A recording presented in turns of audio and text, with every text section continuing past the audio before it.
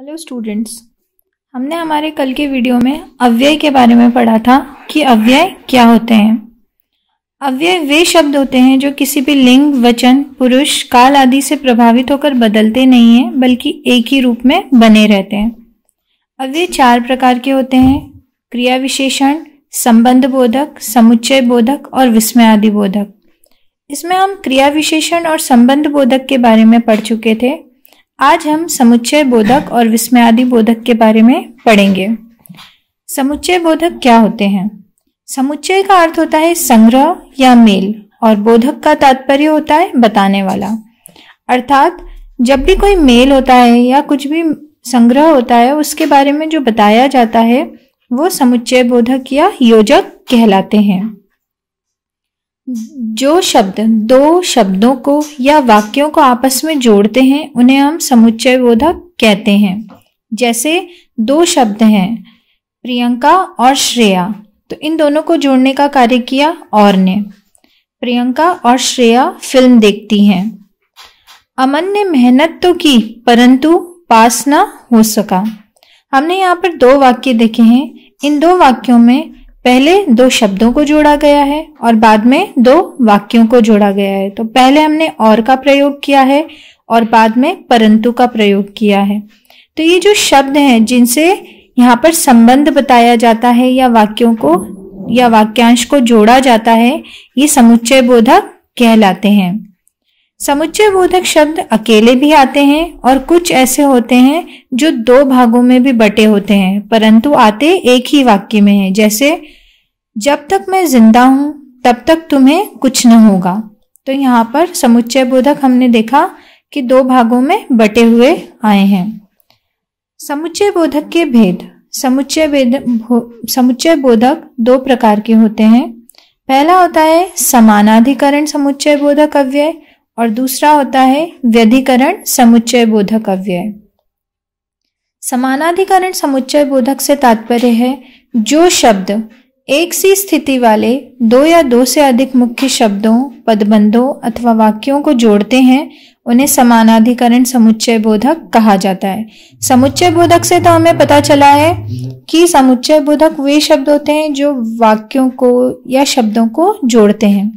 अब समानाधिकरण समुच्चय बोधक में एक सी स्थिति वाले 2 या 2 से अधिक मुख्य शब्दों को जिससे जोड़ा जाता है वो समानाधिकरण समुच्चय बोधक होते हैं।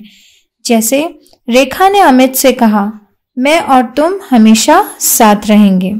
इस वाक्य में और अव्यय के द्वारा समान स्थिति वाले 2 शब्दों को जोड़ा गया है। अब देखिए, समानाधिकरण जो होते हैं समुच्चय बोधक वो 4 प्रकार के होते हैं। पहला होता है संयोजक, सम प्लस योजक, जिनको अच्छी तरीके से जोड़ा जाता है। जो अव्यय शब्द 2 या 2 से अधिक मुख्य शब्दों, वाक्यों या वाक्यांशों को मिलाते हैं उन्हें हम योजक कहते हैं। ये होते हैं और, एवं आदि। अगला है विभाजक अथवा विकल्पक। इसका तात्पर्य होता है कि जो अव्यय शब्द वाक्यों, शब्दों अथवा वाक्यांशों में विकल्प प्रकट करते हैं उन्हें हम विभाजक कहते हैं। जैसे अथवा, या, न।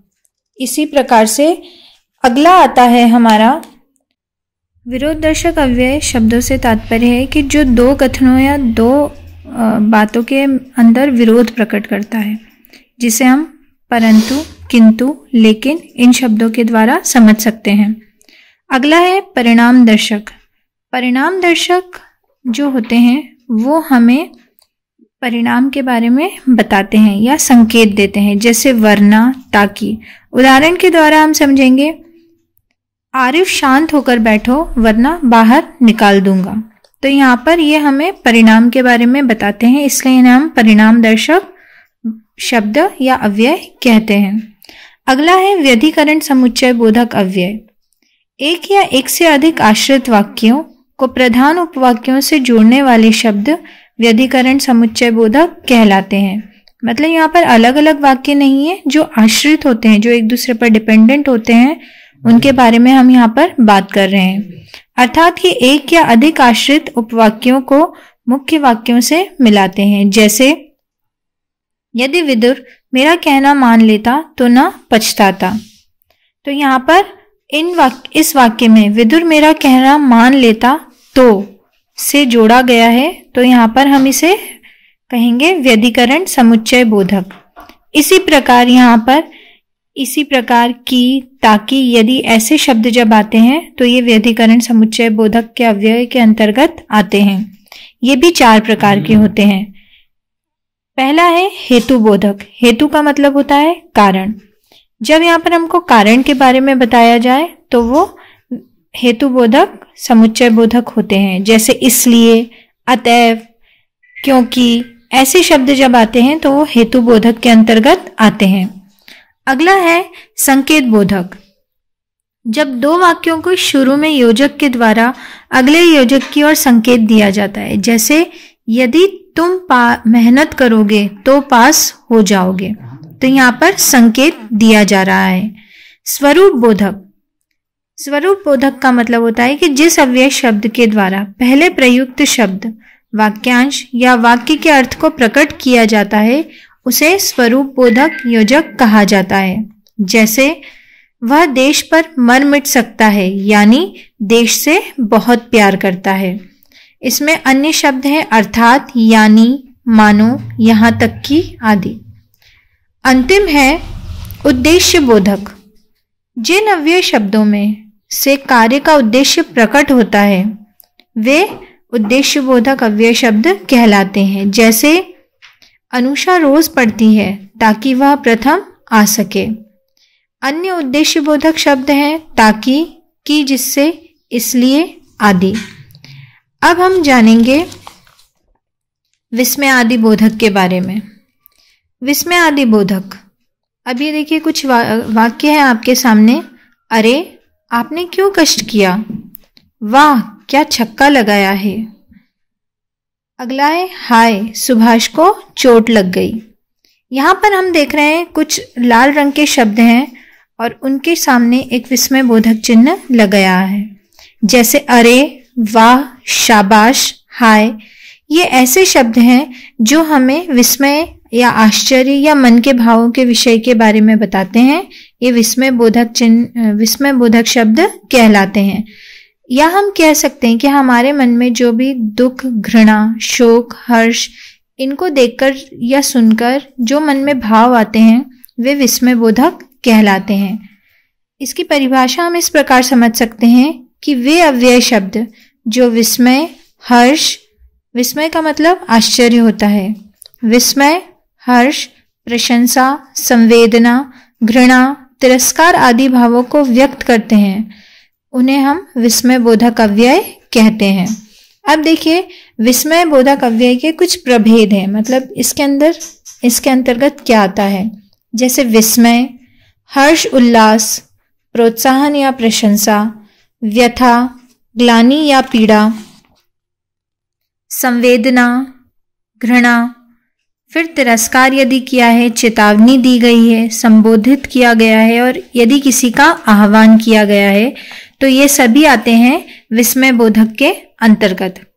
अब अंतिम हम समझेंगे निपात। निपात क्या होते हैं? निपात वे छोटे से शब्द होते हैं या वे शब्द होते हैं जिनसे हम अपनी बातों को बहुत ज्यादा प्रभावशाली बना सकते हैं।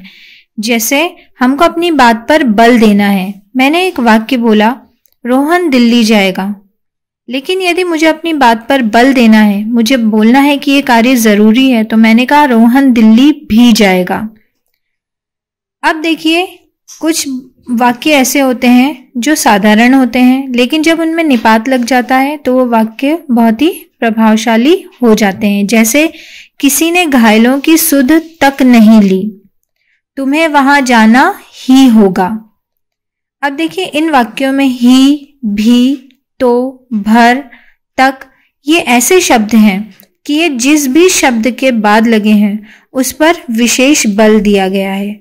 तो हम इस प्रकार से समझ सकते हैं कि निपात वे शब्द होते हैं जो हमारे वाक्य को प्रभावशाली या हमारी किसी बात पर बल देने के लिए लगाए जाते हैं। जैसे इसकी परिभाषा हम समझेंगे कि वे शब्द जो किसी शब्द, या पद के बाद लगकर उसके अर्थ में विशेष बल देते हैं, उन्हें हम निपात कहते हैं। अब देखिए कुछ महत्वपूर्ण निपात के शब्द हैं, जैसे ही, भी, तो, तक, मात्र, भर आदि। Thank you.